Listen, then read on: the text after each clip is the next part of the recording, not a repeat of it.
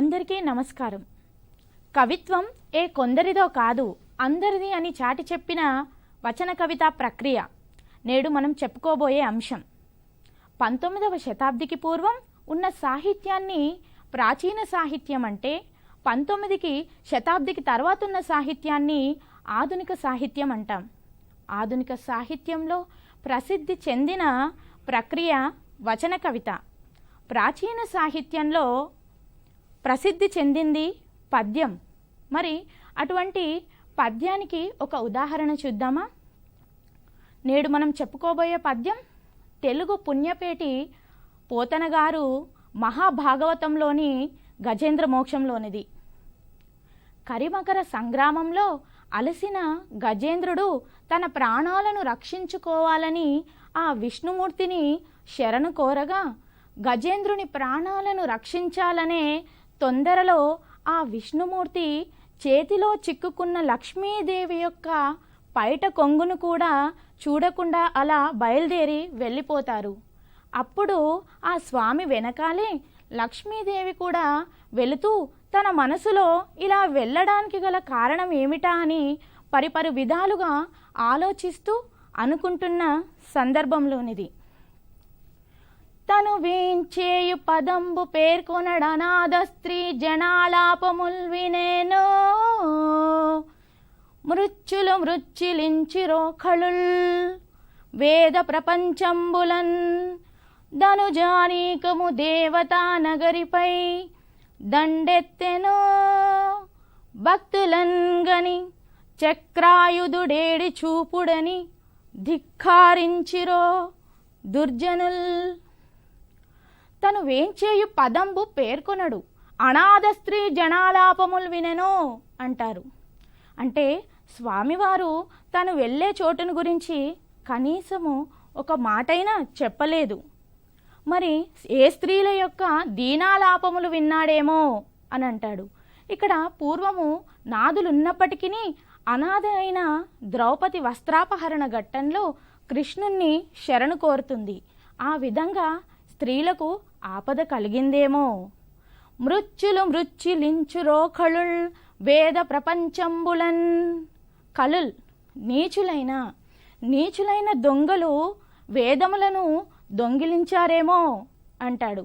పూర్వం సోమకాసురుడనే రాక్షసుడు బ్రహ్మ నిద్రిస్తుండగా వేదములను అపహరించి సముద్ర గర్భంలో వెళ్ళి దాక్కుంటాడు. అప్పుడు మునులందరూ వెళ్ళి ఆ విష్ణుమూర్తిని శరణు కోరగా, విష్ణుమూర్తి మత్స్యావతారంలో ఆ రాక్షసుని సంహరించి వేదములను అప్పగిస్తాడు. అటువంటి సందర్భం ఏమైనా ఎదురయ్యిందా? ఇక ధనుజానీకము దేవతా నగరిపై దండెత్తెనో. రాక్షస సేన దేవతల రాజధాని అయిన అమరావతి పైన దండెత్తిందేమో. అటువంటి సందర్భంలో దుష్ట శిక్షణ శిష్ట రక్షణకై ఆ భగవంతుడు అలాగే వెళ్ళేవారు. అలా అటువంటి సందర్భం ఏమైనా వచ్చిందేమో. ఇక భక్తులంగని చక్రాయుధుడేడి చూపుడని ధిక్కారించిరో దుర్జనుల్ అంటాడు. వారి భక్తులను ఎవరైనా చక్రమును ఆయుధంగా ధరించిన విష్ణువు ఎక్కడో చూపండి అని బెదిరించాడేమో అని అంటారు. ఇక్కడ మన ఉదాహరణగా ప్రహ్లాద చరిత్ర, నరసింహ అవతారం గురించి చెప్పుకోవచ్చు. ఇక ఇంత గొప్ప పద్యం గురించి చెప్పుకోవాలంటే ఎంతసేపు అయినా సరిపోదు. ఎందుకంటే ఒక్కొక్క పాదంలో ఒక్కొక్క కథ, ఒక్కొక్క అవతారం గురించి గొప్పగా వర్ణించిన రచనా శైలి మన పోతన గారిది. ఇక ఆధునిక సాహిత్యంలోకి వస్తే, ఆధునిక సాహిత్యంలో కూడా పద్యాలు రాస్తున్నారు. అయితే ప్రజల్లో భావవ్యాప్తికి శక్తివంతమైన ప్రక్రియ వచన కవిత అని చెప్పుకోవచ్చు. వచన కవితకు నిఘంటువులు ప్రజలు, వ్యాకరణాంశాలు ప్రజలు, అలంకారాలు ప్రజలు. అటువంటి వచన కవిత్వాన్ని, దాని యొక్క పునాదులను తెలుసుకోవాలంటే అది ఎక్కడి నుండి ప్రారంభం అయ్యిందో చూద్దామా? ఇక ఆధునిక తెలుగు సాహిత్యంలో ఒక భాగం ఆధునిక కవిత్వోద్యమాలు. ఇందులో ఉదాహరణకి సంస్కరణోద్యమ సాహిత్యం, జాతీయోద్యమ సాహిత్యం, హేతువాదోద్యమ సాహిత్యం, కాల్పనిక కవిత్వం, భావ కవిత్వం, అభ్యుదయ కవిత్వం, దిగంబర, విప్లవ, స్త్రీవాద, దళిత, మైనారిటీ మొదలైన కవిత్వ సాహిత్యాలు వస్తాయి. ఇక ఊహాలోకాల్లో విహరిస్తున్న ఆధునిక కవిత్వాన్ని భూమార్గం పట్టించి సామాన్య మానవుణ్ణి సాహిత్యానికి మకుటదారిని చేసిన కవిత్వం అభ్యుదయ కవిత్వం. ఈ అభ్యుదయ కవిత్వమే వచన కవితకు శక్తిని, వ్యాప్తిని కలిగించాయని చెప్పవచ్చు. ఇక ఆధునిక తెలుగు సాహిత్యంలో మరొక అంశం ఆధునిక గద్య సాహిత్య ప్రక్రియలు. ఇందులో మనందరికీ తెలిసిందే నాటకం, నవల, కథానిక, జీవిత చరిత్ర, యాత్రా చరిత్ర మొదలైన ప్రక్రియలుంటాయి. మొదటి యాత్ర చరిత్ర రచన ఏనుగుల వీరాస్వామి గారి కాశీ యాత్ర చరిత్ర. నాయని కృష్ణకుమారి గారు కాశ్మీర దీపకలిక వ్రాశారు. ఇక ఆధునిక తెలుగు సాహిత్యంలోని మరొక అంశం ఆధునిక కవిత్వ ప్రక్రియలు. ఇందులో ఖండకావ్యం, గేయకావ్యం, పాట, పేరడి, గజల్ మొదలైన ప్రక్రియలతో పాటు వచన కవిత్వం ఒకటి. ఆధునిక కవిత్వ ప్రక్రియ వచన కవిత్వం. మనం వచన కవిత్వం గురించి తెలుసుకునే ముందు వచనం అంటే ఏంటి అనే సందేహం వస్తుంది. వచనం అనగానే గద్యం గుర్తుకొస్తుంది. మరి గద్యం అంటే ఏంటి? సంస్కృతంలో గద్యమునకు వచనమునకు మధ్య అర్థభేదం ఉంది. రెండు పర్యాయ పదాలు కాదు. గద్యం అనగా ఛందోబద్ధము కాని మాటల సముదాయమే గద్యమని చెప్పవచ్చు. ఉదాహరణకి అప్పర్వతంబున మేష సంక్రమణం బదిగా 7 మాసంబులు వానకాలంబు తదుత్తర మాస చతుష్టయంబు. ఇది గద్యము. గద్యము 5 రకాలుగా విభజించబడింది. 1 గద్య, 2 బిరుదు గద్య, 3 చూర్ణిక, 4 వచనము, 5 విన్నపము. ఇక మనం వచన సాహిత్యానికి వచ్చినట్లయితే వచనం అంటే ఏంటి? మనం నిత్య వ్యవహారంలో మాట్లాడే మాటల సముదాయమే వచనమని చెప్పవచ్చు. నన్నయ్య గారు భారతంలో గద్యం అని మాటకు బదులుగా వా అనే గుర్తుగల వచన పదాన్నే వాడారు. 11వ శతాబ్దికి పూర్వమే కన్నడ సాహిత్యంలో వచన రచనలు వచ్చాయి. ఇక శైవమత స్థాపకుడైనటువంటి బసవేశ్వరుడు 3 వచన గ్రంథాలను రాశారు. అందులో 1 షట్స్థల వచన, 2 కాలజ్ఞానద వచన, 3 మంత్రగోప్య వచన. ఇక అక్క మహాదేవి వచనములు, అల్లమ ప్రభు వచనములు కన్నడ సాహిత్యంలో వచ్చాయి. ఇక మన తెలుగు సాహిత్యంలో చూసినట్లయితే వచనము ఒక గ్రంథ రూపంలో 13వ శతాబ్ది నుండి ప్రారంభమైందని చెప్పవచ్చు. మొట్టమొదటి వచన కావ్యకర్త తన సంకీర్తన వచనములను రాగి రేకులపై చెక్కించిన సంకీర్తనాచార్యుడు 13వ శతాబ్దికి చెందిన కృష్ణమాచార్యులు. వీరు సింహగిరి వచనములు రాశారు. ఇందులో 4 లక్షల పైచిలుకు వచనములున్నాయి. ఉదాహరణకి దేవా విష్ణు భక్తి లేని విద్వాంసుని కంటే హరికీర్తనము చేయు అతడే కులజుండు అని అనడంలో ఒకవైపు భక్తితత్వము, మరోవైపు అభ్యుదయ భావము కనబడుతున్నాయి. ఈ వచనములలో దేవా అనే సంబోధనతో మొదలై సింహగిరి నరహరి నమో నమో దయానిధి అనే మకుటంతో ముగుస్తుంది. ఇక 16వ శతాబ్దికి చెందిన తాళ్లపాక పెద్ద తిరుమలయ్య గారు వెంకటేశ్వర వచనములు, వైరాగ్య వచన గీతాలు వ్రాశారు. వీరు అన్నమయ్య కుమారులు. ఇక ఈ వచనములు వేరు, వచన కవిత్వం వేరు. మరి వచన కవిత్వం అంటే ఏంటి? దాదాపు 900 సంవత్సరాలు పద్య కవిత్వం రాజ్యమేలింది.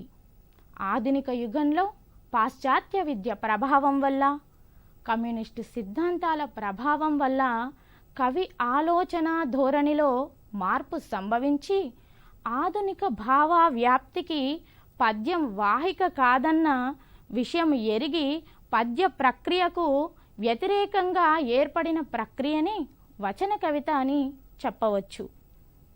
ఈ వచన కవిత అనే కవితాకృతి 1930లో ప్రారంభమైందని చెప్పవచ్చు.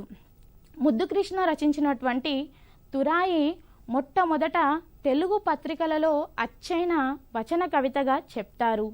విష్ణుధనువు, నవమి చిలుక వంటి కవితా సంపుటాలు మొదటి వచన కవితా సంపుటాలుగా పేర్కొంటారు. ఇక మనం వచన కవిత్వం యొక్క తొలి దశను చూసినట్లయితే, వచన గేయమును ఫ్రెంచ్ భాషలో వర్డ్స్ లిబర్ అంటారు, ఆంగ్లంలో ఫ్రీ వర్స్ అంటారు. ఫ్రెంచ్ భాషలో వచన కవిత్వం వ్యాప్తికై జూలీస్ లాపోర్జ్ మున్నగు వారు పాదులు వేశారు. ఆంగ్లంలో వారి యొక్క ప్రభావానికి లోనైన అర్నాల్డ్, వాల్ట్ విట్మన్ వంటి వారు వచన కవిత్వాన్ని వ్యాప్తి చేశారు. ఇక మన ఫ్రీవర్స్కి తెలుగులో చాలామంది చాలా పేర్లే పెట్టారు. వచన గేయం, వచన పద్యం, స్వచ్ఛంద కవిత్వం, అనిబద్ధ కవిత్వం, స్వేచ్ఛా గీతి, స్వేచ్ఛా కవిత్వం, ముక్త చందం మొదలైన ఎన్ని పేర్లో పెట్టినా ఆఖరికి వచన కవిత్వం అనే పేరే స్థిరపడిపోయింది. ఇక వచన కవిత్వం యొక్క నిర్వచనం చూసుకున్నట్లయితే, వచనంలాగా భాషించే మాటల్లో కవిత స్వభావమైన భావనానుభూతిని కలిగించే ప్రయత్నమే వచన కవిత్వమని చెప్పవచ్చు అని అరిపిరాల విశ్వం అన్నారు. అంటే చెప్పేది వచనమే అయినా అందులో కవిత్వం పాలుంటేనే అది వచన కవితగా రాణిస్తుంది. వచన కవిత రెండు విధాలు. ఒకటి నిబద్ధ వచన కవిత, రెండు అనిబద్ధ వచన కవిత. నిబద్ధ వచన కవిత అనగా కొన్ని నియమ నిబంధనలకు లోబడి రాసే వచన కవితలనే నిబద్ధ వచన కవిత అని చెప్పవచ్చు. ఇందులో పాదాల సంఖ్య, అక్షరాల సంఖ్య వంటి నియమాలుంటాయి. ఉదాహరణకి నానీలు, గజళ్ళు, రూబాయిలు మొదలైనవి చెప్పవచ్చు. ఉదాహరణకి మనం ఒక నాణిని తీసుకుందాం. ఈ నాణీ ప్రక్రియను సృష్టించిన వారు గోపి గారు. బంజారా కవయిత్రి ఆచార్య సూర్య ధనంజయ గారు రాసిన బంజారా నాణీలలోని ఒక నాణిని పరిశీలిస్తే, మమ్మీ అనే మాట కమ్ముకొస్తోంది, అయినా యాడీ అనేది వాడిపోతుందా అంటారు. ఇక్కడ యాడీ అంటే అమ్మ అని అర్థం. అమ్మ పిలుపులోని గొప్పతనాన్ని ఇందులో తెలియపరిచారు. ఇక అనిబద్ధ వచన కవిత అంటే ఎటువంటి నియమ నిబంధనలు లేకుండా రాసే వచన కవితలనే అనిబద్ధ వచన కవిత అని అనవచ్చు. నేడు అనిబద్ధ వచన కవితలే విరివిరిగా వెలువడుతున్నాయి. మనం ఉదాహరణకి రోజు పత్రికల్లో ఇటువంటి కవితలనే చూస్తున్నాం. ఇక వచన కవిత్వాన్ని దశల వారీగా వచన కవిత్వం గురించి చంద్రశేఖర్ గారు కుందుర్తి వచన కవిత్వం పాత్ర అనే అందులో పేర్కొన్నారు. మొదట ప్రాథమిక దశ వచన పద్యం, రెండవ దశలో వచన గేయం, మూడవ దశలో వచన కవిత్వం. ఇక్కడ ఈ మూడింటికి తేడా ఉంది. ప్రాథమిక దశలో వచన పద్యం అన్నారు. అంటే తొలితరం వచన కవిత నిర్మాతలు పద్య లక్షణాన్ని వీడలేక చేసిన వచన రచనలే వచన పద్యాలయ్యాయి. ఉదాహరణకి మన పట్టాభి గారు తన ఫిడేల్ రాగాల డజన్లో ఇలా అంటారు, నా ఈ వచన పద్యాలనే దుడ్డు కర్రలతో పద్యాల నడుమును విరగదంతాను, చిన్నయ సూరి బాల వ్యాకరణాన్ని చాలా దండిస్తాను అని వచన కవిత లక్ష్యాన్ని స్పష్టం చేశారు. ఇక రెండవ దశలోని వచన గేయం చూసినట్లయితే, ఈ రెండవ దశలో పద్య లక్షణాన్ని నెమ్మదిగా విడుచుకుంటూ గేయ గుణ సంబంధమైన మాత్రా ఛందో ప్రభావం గల రచనలు రాశారు. అవే వచన గేయాలయ్యాయని చెప్పవచ్చు. ఉదాహరణకి కుందుర్తి యుగే యుగే, కానీ ఇందులో కూడా కొన్ని కవితలు ఉన్నాయి. ఇక మూడవ దశ, ఈ వచన గేయమే పూర్తిగా వచనత్వాన్ని వ్యవహారిక శైలిని సంతరించుకొని వచన కవిత్వంగా ఏర్పడిందని చెప్పవచ్చు. ఉదాహరణకి కుందుర్తి ఆంజనేయులు గారి నగరంలో వాన. నగరంలో కురిసే వానకు కాస్తో కూస్తో ధర్మం దయ ఉన్నాయి అని సమాజంపై వర్షం యొక్క భావాన్ని అక్కడ తెలియజేశారు. ఇక ఆ తర్వాత వచన కవిత్వం కుందుర్తి ఆంజనేయులు గారి గురించి మనం చెప్పుకున్నట్లయితే వచన కవిత్వానికి మరో పేరు కుందుర్తి ఆంజనేయులు గారు. వచన కవిత్వాన్ని ఒక ఉద్యమంగా చేపట్టి ఎన్నో ప్రయోగాలు చేసి వచన కవిత పితామహుడు అనే బిరుదును పొందారు. కాదేది కవితకు అనర్హం అని శ్రీశ్రీ అన్నట్టుగా అమర వీరుల దివ్యగాథలు, అతి సామాన్యుని బ్రతుకు బాధలు, ప్రతి ఉద్యమ సముద్రంలో లేచిన త్యాగాల అలలు, ఇలా సామాజిక కవిత సామాగ్రినే తన కవితా వస్తువుగా చేసుకొని ప్రజలకు అర్థమయ్యే భాషల్లోనే కవిత్వం రావాలని ముందడుగు వేసి అమలుపరిచారు. వీరు రాసిన నగరంలో వానలో ఉపయోగించిన భాషా శైలి వాస్తవికతకు దగ్గరగా ఉండి ప్రజల నుడికారంతో సమాజాన్ని, సమాజంలో ఉన్న సమస్యలను వర్ణించేటప్పుడు స్వభావోక్తిలో వర్ణించారు. ఇక వీరు 1958లో ప్రీవర్స్ ఫ్రంట్ను హైదరాబాదులో స్థాపించారు. 1967లో ప్రీవర్స్ ఫ్రంట్ ఉత్తమ వచన కవితా సంకలనానికి అవార్డునివ్వడం ప్రారంభించారు. ఇక 1967లో షీలా వీర్రాజు కొడిగట్టిన సూర్యుడికి మొదటి బహుమతి వచ్చింది. మొదట్లో 116 రూపాయలు ఇచ్చేవారు బహుమతి కింద. ఇక 1984లో రంజనీ సాహితీ సంస్థ కుందుర్తి పురస్కారాన్ని వచన కవిత్వకు అందించి వచన కవులను ప్రోత్సహిస్తుంది. ఇక తొలితరం వచన కవుల గురించి చెప్పినట్లయితే శ్రీ పురిపండ, నారాయణ బాబు, ముద్దు కృష్ణ మొదలైన వారిని తొలితరం వచన కవులుగా చెప్పవచ్చు. ఇక దేవరకొండ బాలగంగాధర్ తిలక్ గారి అమృతం కురిసిన రాత్రి, మరియు కుందుర్తి గారి నగరంలో వాన, సినారే విశ్వంబర, మరియు ఒక చేత్తో గన్ను ఒక చేత్తో పెన్ను పట్టుకొని విప్లవాన్ని సృష్టించిన శివసాగర్ ఉద్యమం నెలబాలుడు, శేషేంద్ర ఆధునిక మహాభారతం, శివారెడ్డి మోహనా ఓ మోహన, మరియు దళిత కవుల సంకలనం నీలిమేఘాలు మొదలైనటువంటి అన్నీ కూడా వచన కవితా సంపుటాలుగా చెప్పుకోవచ్చు.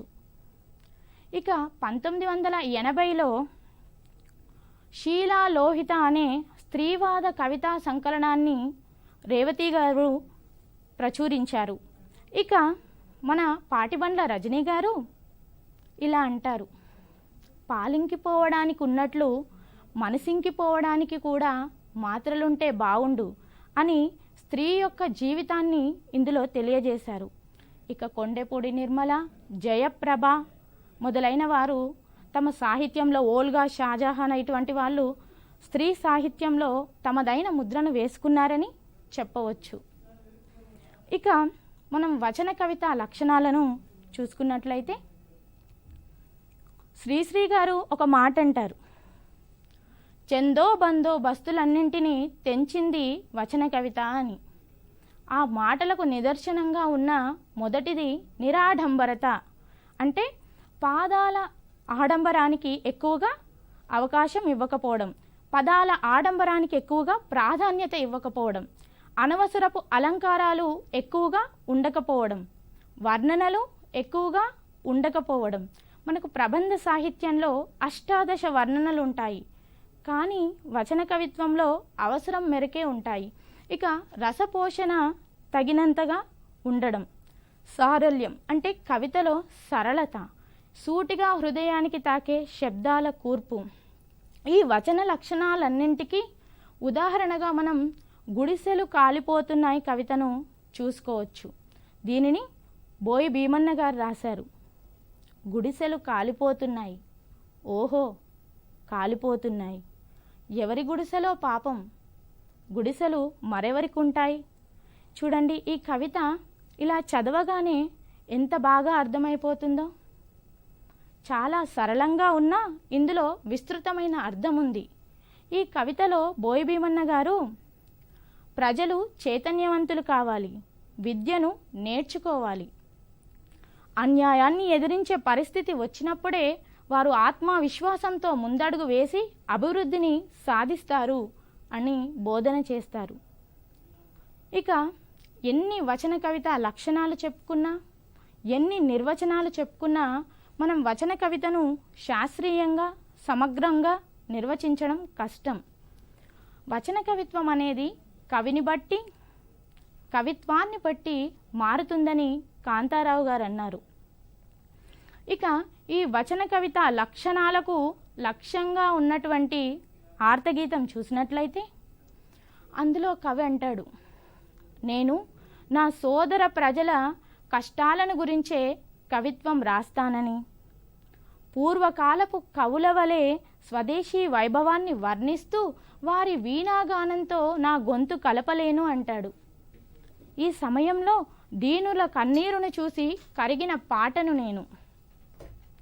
అందుకే ఈ సమయంలో కవిత్వంలో వర్ణనలు వద్దు, అలంకారాలొద్దు, రసంతో తేలియాడడం వద్దే వద్దు, వీరుల చరిత్రలను వినిపించి విసుగు పుట్టించవద్దు అంటాడు. సమాజంలో దుఃఖం వేదనతో నిండిపోయిన లోకాన్ని చూసిన కవి గుండెల్లోంచి ఉబికి వచ్చిన గీతమే ఈ ఆర్తగీతమని చెప్పవచ్చు. ఆ వేదనతో కూడిన గీతమే ఆర్తగీతం. ఈ ఆర్తగీతం కవిత 1955లో భారతీయ పత్రికలో ప్రచురితమైంది. కవిత్వం ఒక ఆల్కేమీ, దాని రహస్యం కవికే తెలుసు. అగ్ని జల్లిన అమృతం కురిసిన అందం ఆనందం దాని పరమావధి అని వచన కవితను పరిపుష్టం చేసిన అగ్రశ్రేణి కవులలో ఒకరు దేవరకొండ బాలగంగాధర్ తిలక్ గారు. వీరు పశ్చిమ గోదావరి జిల్లా తణుకు దగ్గర మండపాక గ్రామంలో 1922లో జన్మించారు. వీరి తండ్రి సత్యనారాయణ గారు లోకమాన్య బాలగంగాధర్ తిలక్ మీదున్న అభిమానంతో వీరికి బాలగంగాధర్ తిలక్ అని నామకరణం చేశారు. వీరు రాసిన ఆర్తగీతం అమృతం కురిసిన రాత్రి కవితా సంపుటిలోనిది. ఈ అమృతం కురిసిన రాత్రి కవితా సంపుటిని 1968లో విశాలాంధ్ర వారు ప్రచురించారు. 1969లో ఆంధ్రప్రదేశ్ సాహిత్య అకాడమీ అవార్డు, 1971లో కేంద్ర సాహిత్య అకాడమీ అవార్డు ఈ కవితా సంపుటికి లభించాయి. ఇక మన తిలక్ గారు రాయాలని రాయలేకపోయిన నాటకం ఖడ్గతిక్కన. వీరు రాసిన నల్లజర్ల రోడ్డు అనేక భాషల్లోకి అనువదింపబడింది. తిలక్ సాహిత్యంలోని లభ్య రచనలను ఎంఎస్కోవార్తో కలిసి మనసు ఫౌండేషన్ వారు దేవరకొండ బాలగంగాధర్ తిలక్ అనే పేరుతో ఒక 1000 పేజీల బృహత్ గ్రంథాన్ని హైదరాబాదులోని పుస్తక ప్రదర్శన బుక్ ఫేర్ సందర్భంగా వెలువరించారు. మన తిలక్ గారు తొలినాళ్లలో అందరూ భావకవుల్లాగానే పద్యాలను ఆశ్రయించి గోరువంకలు, వివేకానందుడు వంటి పద్యకండికలు రాశారు. వీరి కవిత్వంలో భావకవిత్వమే కాదు, అభ్యుదయ భావాలున్నాయి. వీరి కవిత్వంలోనే కాదు, వీరి వ్యక్తిత్వంలో కూడా అభ్యుదయ దృక్పథం ఉంది. దానికి ఉదాహరణగా ఒక సంఘటన చెప్పుకుందాం. తిలక్ గారిది పెద్ద కుటుంబం. వీరింటికి ఎప్పుడూ సాహిత్య మిత్రులు వచ్చేవారు, సాహిత్య చర్చలు చేసేవారు. అయితే ఒకరోజు ఒక వ్యక్తి వస్తాడు. అతను సాధారణ కుటుంబానికి చెందినవాడు. ఇక వారితో దగ్గరగా కూర్చొని ఎంత బాగా మాట్లాడతారు, సాహిత్యం గురించి, సమాజం గురించి చర్చిస్తారు. ఆ విధంగా వారు వెళ్ళిపోయిన తర్వాత తిలక్ గారి యొక్క అన్నదమ్ములు ఇలా అంటారు, ఏంటన్నయ్యా ఇది, వారితో నువ్వు అలా దగ్గరగా కూర్చొని మాట్లాడుతున్నావు అంటే, అప్పుడు తిలక్ గారు అంటారు, ఓహో మరి ఒకవేళ మన ఇంటికి జమీందారులు వస్తే మీరేం చేస్తారు అంటాడు. అప్పుడు వాళ్ళ తమ్ముళ్ళు అంటారు, ఏముంది, కూర్చోబెట్టి మర్యాద చేస్తామని అంటారు. అప్పుడు తిలక్ అంటారు, అవును, ఎందుకు చేయం, జమీందారులకి డబ్బు ఉంటుంది కాబట్టి. కానీ నేను ఆ డబ్బుని గౌరవించను.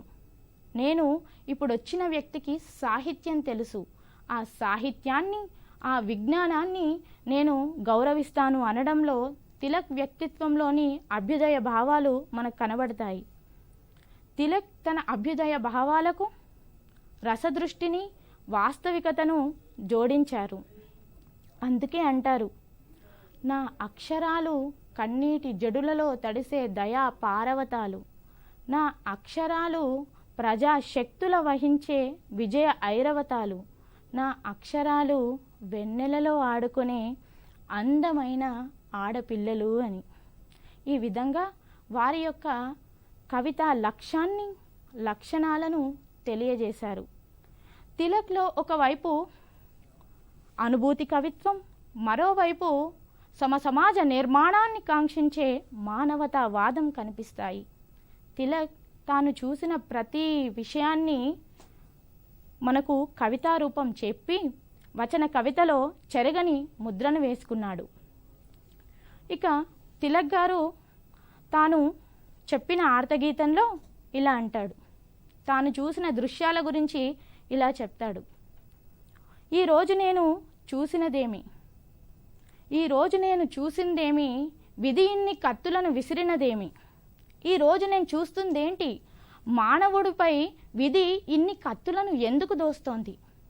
నేడు విధి మానవునిపై అసమానతలు అనే కత్తులను దూస్తోంది. ఈ వాక్యాలు నేటికి ప్రతిబింబిస్తాయి. ఉదాహరణకి మనము కరోనా వైరస్ గురించని చెప్పుకోవచ్చు. నేడు కరోనా వైరస్తో మానవులు ఒక అంతర్యుద్ధమే చేస్తున్నారు.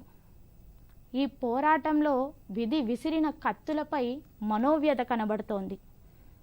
ఈ పోరాటంలో శ్రీశ్రీ గారు బాటసారిలో అన్నట్టు, కూటి కోసం కూలి కోసం పట్టణంలో బ్రతుకుదామని తల్లి మాటను చెవినబెట్టక బయలుదేరిన బాటసారికి, తల్లి మాటలు చెవినబెట్టక బయలుదేరిన బాటసారికి, దిగులు పడుతూ దీనుడవుతూ తిరుగుతుంటే, జ్వరం కాస్తే, భయం వేస్తే, వాన వస్తే, వరద వస్తే, చిమ్మ చీకటి క్రమ్ముకొస్తే, దారి తప్పిన బాటసారికి ఎంత కష్టం, ఎంత కష్టం. ఈ మాటలు నిజంగా నేడు మనం వలస కూలీల వ్యధలను కల్లారా చూస్తున్నాం. మరి ఇది విధి కన్నెర్ర చేయడం కాకపోతే మరేమిటండి. కానీ నేడు ప్రభుత్వం, దాతలు మరియు స్వచ్ఛంద సంస్థలు వలస కూలీలకు ఎవరైతే సహాయం చేస్తున్నారో వారందరికీ నా హృదయపూర్వక ధన్యవాదాలు. ఇక్కడ మరొక అంశం, వలస కూలి గేయాన్ని ముకురాల రామారెడ్డి గారు రాశారు. ఇక మన ఆర్తగీతంలోకి వచ్చినట్లయితే, ఆర్తగీతంలో తిలక్ గారు విషాదకర భరింపరాని దృశ్యాలను గురించి కవితారూపం ఇచ్చారు. వాటిని మనం ఒకసారి చూసినట్లయితే,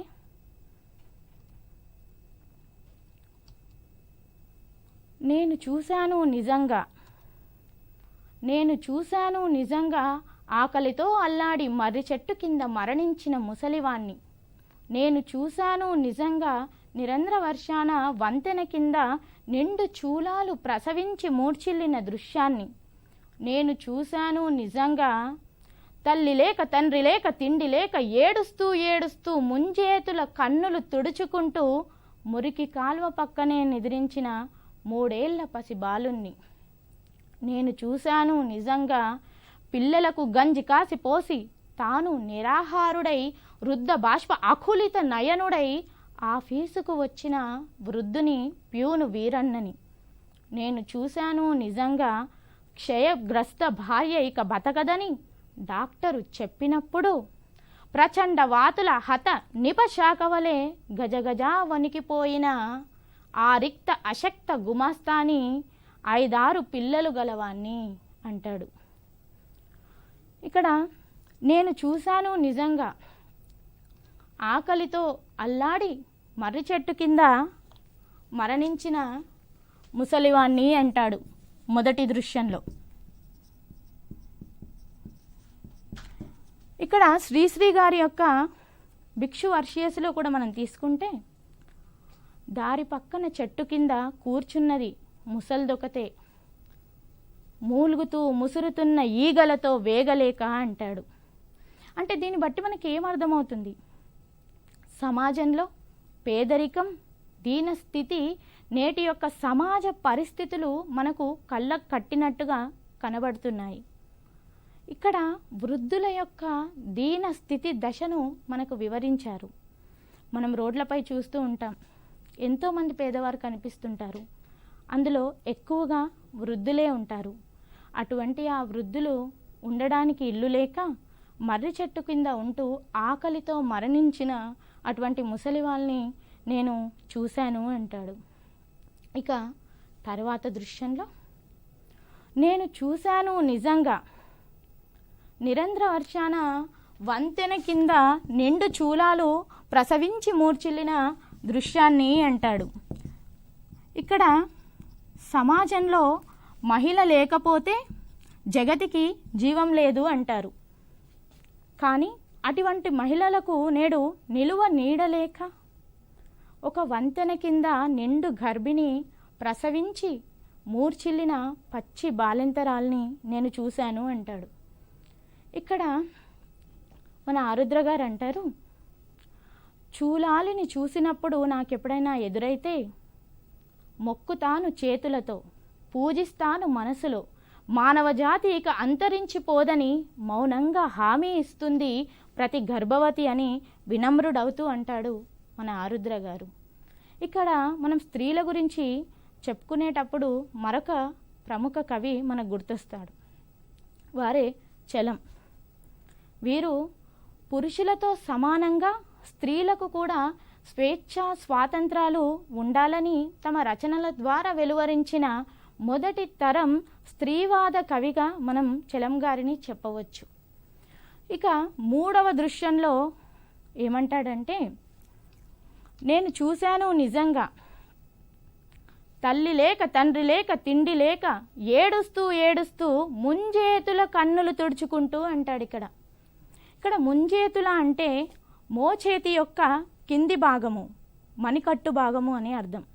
ఆ విధంగా ముంజేతుల కన్నులు తుడుచుకుంటూ మురికి కాలువ పక్కన నిద్రించిన పసి బాలుడిని నేను మూడవ దృశ్యంలో చూశాను అంటాడు. ఇక్కడ స్వచ్ఛమైన మనసు గల మల్లెలు పిల్లలు. అటువంటి పిల్లలు బాల్య దశలో ఆడుతూ పాడుతూ హాయిగా జీవనం సాగిస్తారు.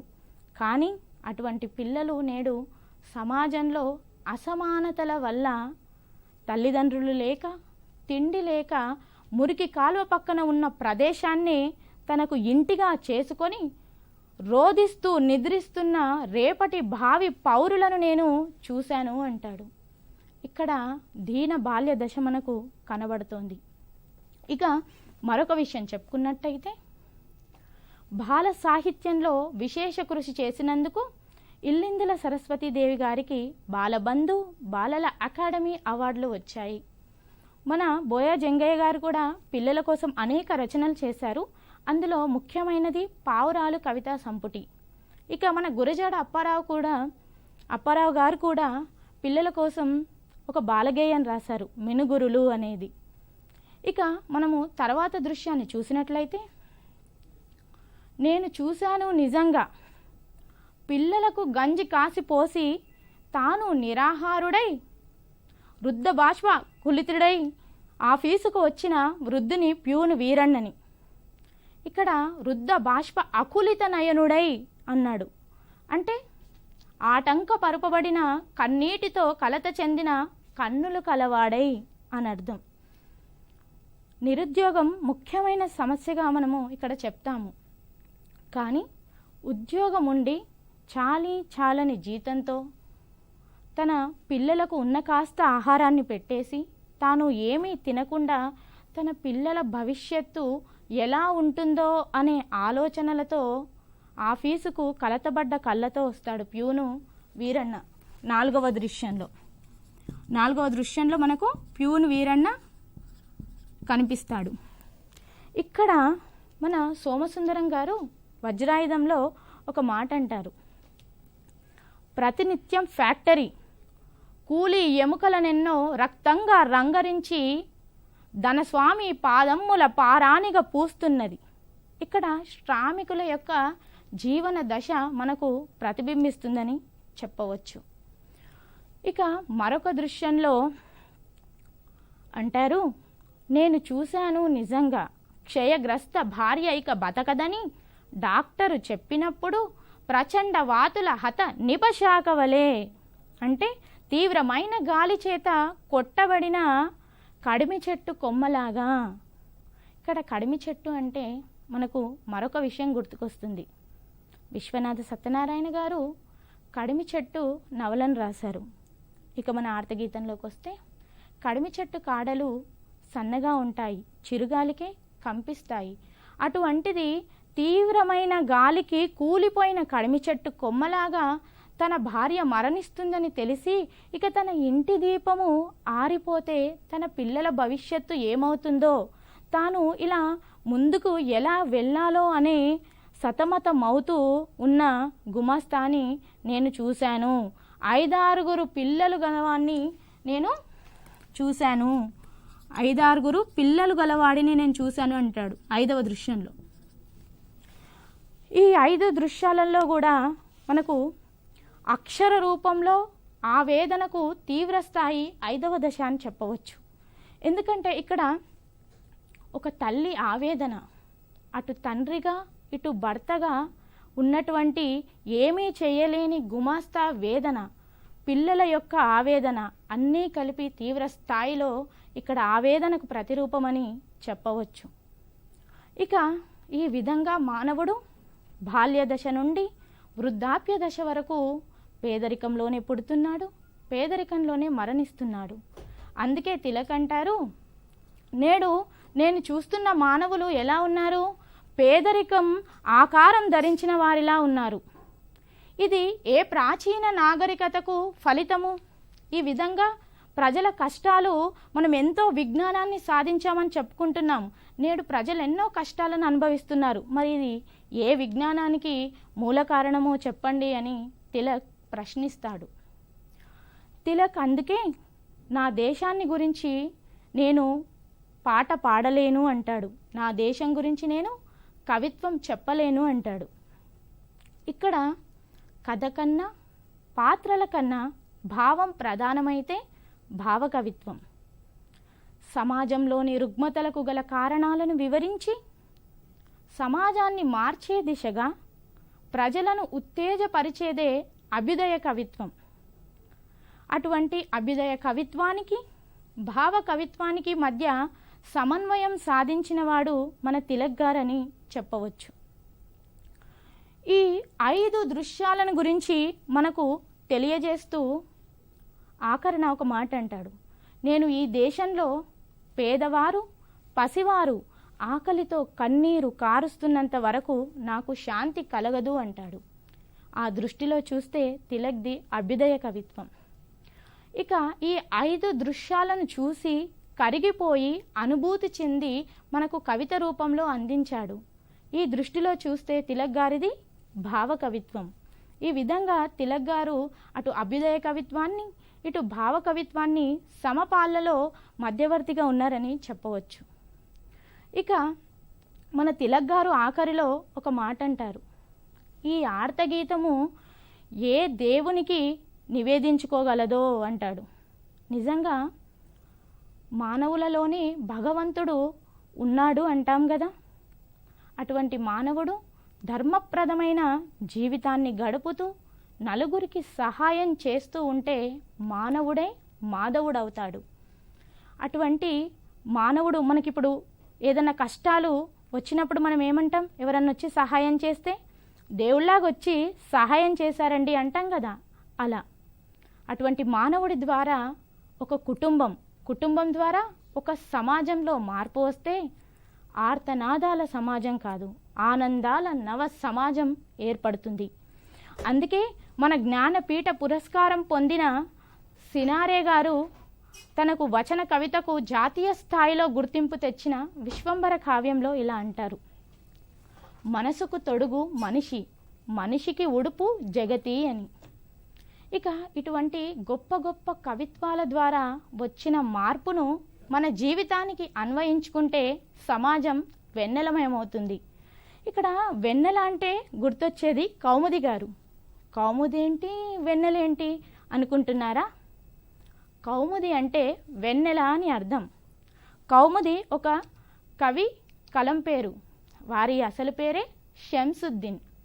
వీరు ఖమ్మం జిల్లా ఎర్రుపాలెం మండలం మీనవోలు గ్రామంలో 1939లో జన్మించారు. వీరు పుట్టి పట్టుమని 10 రోజులు కాకుండానే ఆకాశమంతా అమ్మ దూరమైంది. ఆ తరువాత పినతండ్రి వద్ద ఉంటూ చదువుకొని తెలుగుతో పాటు ఉర్దూ, పార్సీ, బెంగాలీ, ఆంగ్లం వంటి భాషా సాహిత్యాల్లో పండితుడయ్యారు. ఎన్నో సాహిత్య సమీక్షలు చేశారు. ఇక వీరు అమృత్లాల్ నగర్ హిందీలో రాసిన సుహాగ్ కే నుపూర్ని కళ్యాణ మంజీరాలుగా, ప్రేమ్చంద్ రంగభూమిగా అనువదించారు. మొదలైన అనువాదాలు ఎన్నో చేశారు. వీరు కొండదిగని రెడ్డిదొరలు అనే వ్యాసాన్ని ఖమ్మం జిల్లా ఏజెన్సీ ప్రాంతంలో కొండరెడ్ల గురించి రాసినది విలువ కట్టలేనిది.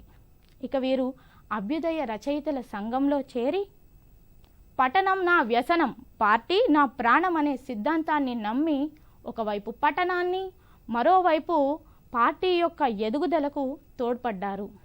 వీరు ఖమ్మం జిల్లా రచయితా సంఘం స్థాపనలోనూ నిర్వహణలోనూ ప్రముఖ పాత్రను వహించారు. వీరి కుమారుడు అప్సర్ ప్రస్తుతం అంతర్జాతీయ స్థాయిలో అమెరికాలో స్థిరపడిన గొప్ప కవి. ఇక వీరు ఆధునిక కవిత్వం, తెలంగాణ నేపథ్యం అనే అంశంపై పిహెచ్డి పట్టా పొందారు అప్సర్ గారు.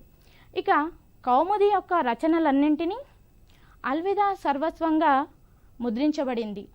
కవిత సర్వస్వంగా ముద్రింపబడ్డాయి. అల్విదా అనగా సెలవింక అని అర్థం. 1969లో మగ్దుమ్ మొహిద్దీన్ గారు మరణించినప్పుడు రాసిన కవితనే అల్విదా. దీన్నే స్మృతి గీతం అంటారు. ఆధునిక సాహిత్యంలో స్మృతి కవిత అనేది ఎవరైనా మరణించినప్పుడు వారిపైన రాసే కవితా ఖండికగా చెప్పవచ్చు. అయితే ఆంగ్ల సాహిత్యంలో ఇది ఎలిజీ కవిత ప్రక్రియ. ఎలిజీ అనగా శోకభరితమైన కవిత అని అర్థం. ఈ ఎలిజీ అనేది ఎలిగాస్ అనే గ్రీకు పదం నుండి పుట్టింది. ఎలిగాస్ అనగా శోకమని అర్థం. మనకు గ్రీకు సాహిత్యంలో కేవలం మరణించిన వారిపైనే కాకుండా యుద్ధాలు, తగాదాలు వంటి మొదలైన విషాదకర పరిస్థితులపై కూడా ఇటువంటి స్మృతి కవిత్వం రాసేవారు. కానీ కాలక్రమేణా ఆంగ్ల సాహిత్యంలో ప్రముఖ కవులైన ఆర్నాల్డ్, మిల్టన్ మొదలైన వారు కేవలం మరణించిన వ్యక్తులపైననే ఇటువంటి కవిత్వం రాయడం వలన స్మృతి కవిత అంతవరకే పరిమితమైపోయింది.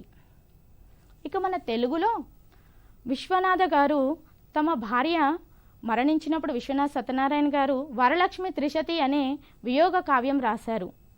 ఇక ఆ తర్వాత తిలక్ గారిపై శ్రీశ్రీ గారు కూడా తమ స్మృతి కవితలు ఇలా అంటారు: వయస్సు సగం తీరకముందే మరణించిన మహాకవి అని.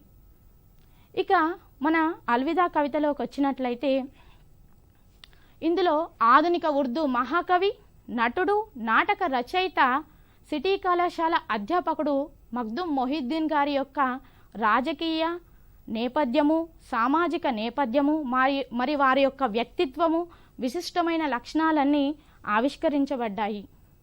వీరు యొక్క పూర్తి పేరు అబూ సయ్యద్ మహమ్మద్ మగ్దుమ్ మొహిద్దీన్ ఖుద్రీ.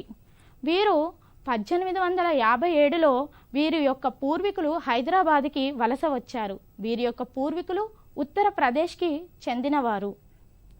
ఇక వీరు 1934లో బెర్నాడ్ షా నాటకానికి అనువాదం రాసి ఠాగూర్ గారి ముందు ప్రదర్శించి ప్రశంసలు పొందారు.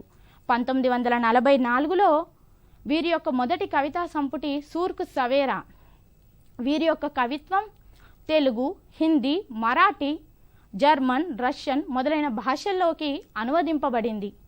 ఇక వీరి యొక్క కవిత్వాన్ని దాశరథి కృష్ణమాచార్యులు కూడా అనువదించారు. వీరికి గజల్ ప్రక్రియలో ప్రత్యేకమైన స్థానం ఉంది. అందుకే షాయర్ వెళ్ళిపోయాడు, ముషాయిరా ఆగిపోయింది అంటాడు కౌముది. ఆ మహాకవి, మంచి కవి వెళ్ళిపోవడంతో కవి సమ్మేళనము ఆగిపోయింది అంటాడు.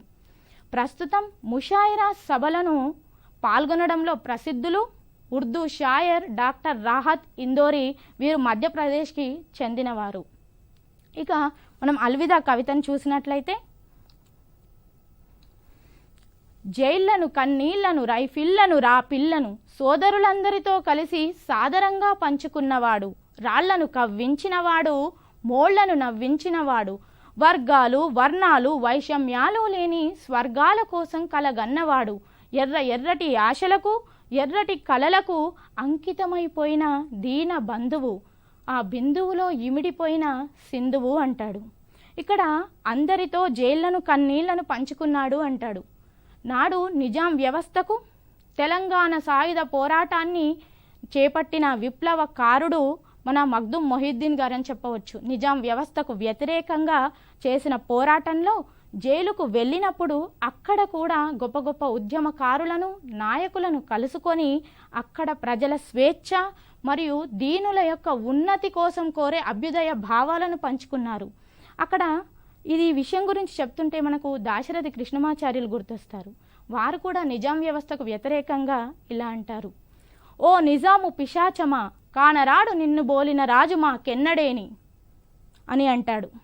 ఇక ఆ తర్వాత మన మగ్దుమ్ మొహిద్దీన్ గారు ఎక్కడున్నా కవి కవే అన్నట్టు జైల్లో ఉన్నప్పుడు శాకాహారులకు ఎవరైనా మాంసాహారం వడ్డిస్తారా అని వారికి అన్నంలో తేలు బయటపడ్డప్పుడు వ్యంగ్యంగా నిరసన వ్యక్తం చేస్తారు. ఇక ఆ తర్వాత రాళ్లను కవ్వించినవాడు, మోళ్లను నవ్వించినవాడు అంటాడు. అంటే రాళ్లలాగా కఠినంగా ఉన్న వాళ్ళలో చైతన్యం తీసుకొచ్చి బాధల్లో ఉన్నవాడిని నవ్వించాడు అంటాడు. ఇక్కడ నవ్వించాడు అంటే మరొక విషయం గుర్తుకొస్తుంది. వీరు వసతి గృహంలో ఉన్నప్పుడు వీరి జూనియర్ ఒకరు ఎప్పుడూ పచ్చశాల్వాను వేసుకొని తిరుగుతూ ఉండేవారు. అలా వారి యొక్క పచ్చశాల్వ ఒకరోజు ఎవరో దొంగిలిస్తారు. అప్పుడు వారిని ఆట పంటించడానికి పీలా దుశాల అనే హాస్య కవితను మన మగ్దుమ్ మొహిద్దీన్ గారు రాశారు. ఇక వీరు కులమతాలను ఎప్పుడూ ఒకటి కాదన్నట్టుగా ఇలా అంటారు. వీరెప్పుడూ కూడా మతాలను కాదనలేదు, మత దురహంకారాన్ని వద్దన్నారు. గురజాడవారు కూడా మత విశ్వాసాలను దూరం పొమ్మని, జ్ఞానం ఒక్కటే పరిమితమైందని చెబుతారు. ఆ విధంగా వీరు చిన్నప్పుడు పడ్డ కష్టాలు మరెవరూ పడకూడదని వర్గరహిత సమాజం కోసం కలగన్నవారు. వీరు 1930లో రావి నారాయణ రెడ్డి మరియు బద్దం ఎల్లారెడ్డితో కలిసి కమ్యూనిస్టు పార్టీని ఏర్పాటు చేస్తారు. ఆ కమ్యూనిస్టు పార్టీ నాయకుడిగా మరియు నిజాం స్టేట్లో ట్రేడ్ యూనియన్ ఉద్యమంలో ఎన్నో సంఘాలను స్థాపించారు. ఉదాహరణకి సింగరేణి కాలరీస్ వర్కర్స్ యూనియన్స్ అని చెప్పుకోవచ్చు. ఇక వీరి యొక్క మొదటి రాజకీయ కవిత జంగ్. వీరు నల్గొండ జిల్లా హుజూర్ నగర్ నుండి ఎమ్మెల్యేగా ఎంపికయ్యారు. వీరి యొక్క రాజకీయ కవిత్వానికి, విప్లవ కవిత్వానికి అందేరా కవిత మైలురాయి వంటిదని చెప్పవచ్చు. ఇక వీరి సిద్ధాంతాలపై ఎంతోమంది రాళ్ళు వేసినా ఎప్పుడూ కూడా వారి సిద్ధాంతాలను విడిచిపెట్టలేదు. వీరు కమ్యూనిస్టు సిద్ధాంతాలకు తన జీవితాన్ని అంకితం చేసిన దీన బంధువు. ఆ బంధుత్వం అనే బిందువులో ఇమిడిపోయిన సముద్రం వంటివాడు. అంటే సముద్రం వంటి గొప్పవాడైనా కూడా ప్రజల వద్ద బిందువుగా మారి ఒదిగిపోతాడు అని కౌముది అంటాడు. ఈ విధంగా వీరు కలం విడిచి, కలలను విడిచి, పువ్వులను విడిచి, తోటలను విడిచి, వెన్నెలను విడిచి వెళ్ళిపోయారని బాధపడతారు. వీరి యొక్క జ్ఞాపకార్థమే మనకు ట్యాంక్ బండ్ పైన ప్రభుత్వము వీరి విగ్రహాన్ని నెలకొల్పింది. అంతేకాకుండా హైదరాబాదులోని సిపిఐ కార్యాలయం మగ్దుమ్ భవన్ని కూడా నిర్మించారు. ఇక ప్రజల్లో చైతన్యాన్ని కలిగించిన ఆ మహాకవి వెళ్ళిపోవడంతో అటు తెలంగాణకు, ఇటు కౌముది గారికి కూడా తీరని విషాదమని చెప్పవచ్చు. ఈ కవితలో అభివ్యక్తి శక్తి ఏమిటో నిరూపించారు. ఇక అభ్యుదయ కవుల్లో సొంత గొంతున్న కవి అని ఇంద్రగంటి శ్రీకాంత శర్మ గారు అన్న మాటల్లో అక్షర సత్యం ఉంది. ఇక ఇటువంటి గొప్ప సాహిత్యాలు, గొప్ప కవిత్వాలు మనకింత సూటిగా హృదయానికి తాకే విధంగా అర్థమవుతున్నాయి అంటే అది వచన కవిత్వం యొక్క గొప్పతనమనే చెప్పవచ్చు. అందుకే కవిత్వం అంటే వచన కవిత్వమే అన్నంతగా స్థిరపడిపోయింది. ఇంకెందుకు ఆలస్యం, మీరు కూడా ఒక వచన కవితను రాసేయండి. మనం అనుకున్నాం కదా, అనిబద్ధ వచన కవితలు వార్తాపత్రికల్లో వస్తాయని. వాటిని ఒక 5 సేకరించండి. ఇక అంతర్జాలంలో ఏదైనా ఒక వచన కవిత సంపుటిని సేకరించి సమీక్ష రాయండి. ఇక మనం ఇందులో చర్చించుకున్న అంశాల్లో కూడా ప్రవేశ పరీక్షలకు ఉపయోగపడే ముఖ్య అంశాలు ఎన్నో చెప్పుకున్నాము. ఉదాహరణకి వచన కవిత పితామహుడు ఎవరు? కుందుర్తి. అలాగే అమృతం కురిసిన కవితా సంపుటికి పీఠిక రాసిందెవరు? మగ్దుం మొహియుద్దీన్ గారి యొక్క హాస్య కవిత పేరేమిటి? మొట్టమొదటి వచన కవిత పేరేమిటి? ఇలా ఆర్తగీతం ఏ పత్రికలో ప్రచురితమైంది? మొదలైన ఎన్నో అంశాలు ఇందులో ఉన్నాయి. అయితే మీరు ఈ అంశాలన్నింటినీ ఒక్క మార్కు ప్రశ్నలలాగా విభజన చేసుకొని సమాధానాలు వ్రాయండి. ఆఖరిగా ఒక్క మాట, సమయం చాలా విలువైనది. ధన్యవాదములు.